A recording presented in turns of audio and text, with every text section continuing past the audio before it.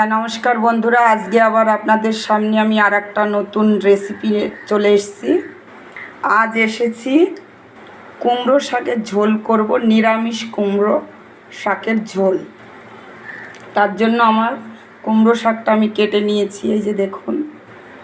আর নেব হচ্ছে বড়ি আর আলু আর হচ্ছে কাঁচা লঙ্কা, আর আমি এটাতে দেব হচ্ছে কালো জিরে ফোড়ন।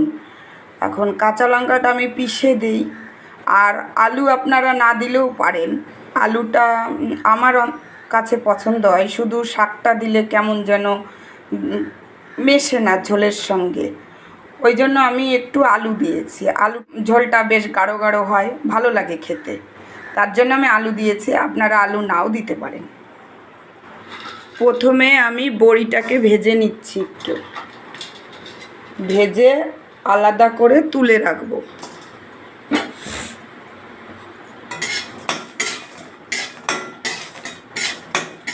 বড়িটা একটু লাল লাল হবে, তাহলে মনে করবেন যে ভাজা হয়ে গেছে। এখন প্রথমে আমি তেল দিয়ে দিচ্ছি। যে কোনো শাক রান্না করতে গেলে একটু তেলটা কম দিলেই ভালো হয়। লাল করে ভাজা হয়ে গেছে, এবার আমি দিয়ে দিচ্ছি শাকটা।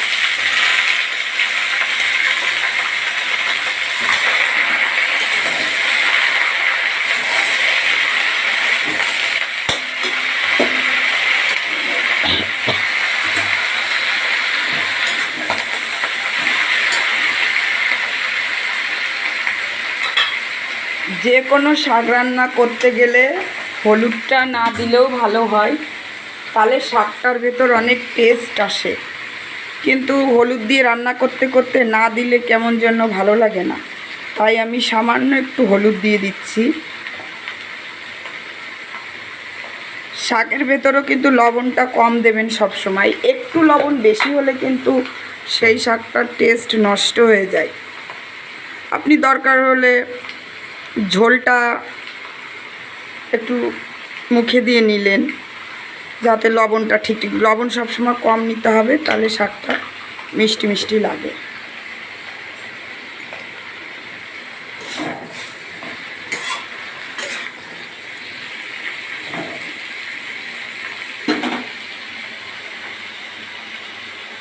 আর আমি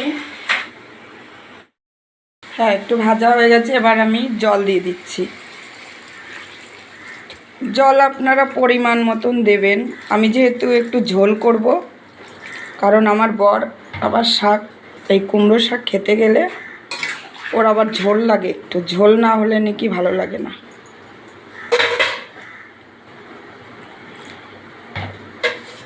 আবার ঢাকা দিয়ে দিচ্ছি।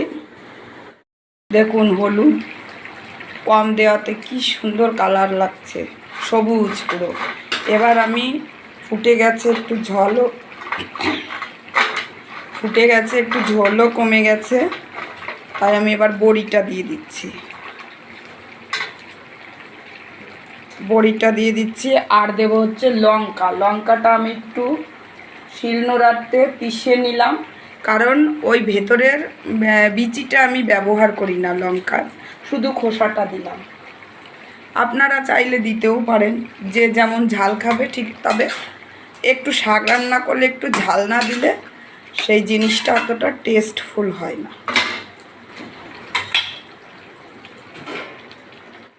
এবার হয়ে এসছে, ঝোলটা একটু মাখা মাখা হয়ে গেল।